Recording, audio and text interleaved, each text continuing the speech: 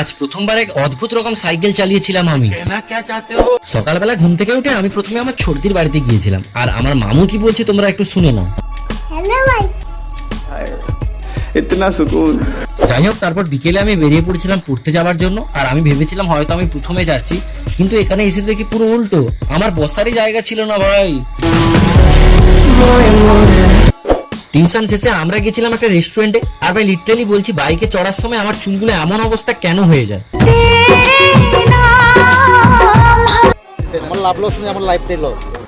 আর এখানে এসে এক প্লেট মোমো অর্ডার করে দেই, যদিও পছন্দের নয়, বিরিয়ানিটাই চলে। আরে মানে তোমাদেরকে বলে রাখছি, পরে যদি কোনোদিন দেখা হয় তোমরা যদি খাওয়াও, ওয়েল ডান। তারপরে আমি বেরিয়ে পড়ি আমার বন্ধুর সেই আবিষ্কৃত মোটর দেওয়া সাইকেলটা নিয়ে, মানে সেই ছিল ভাই, কি বলবো তোমাদের, মানে বাইকের মতো বসে এক্সেলেটর মূল্যেই এগোচ্ছে ভাই। সো গাইস, এখন আমি নতুন সাইকেলটা নিয়ে একটু ঘুরে আসছি পরের ভিডিওতে। আজকের মতো বাই।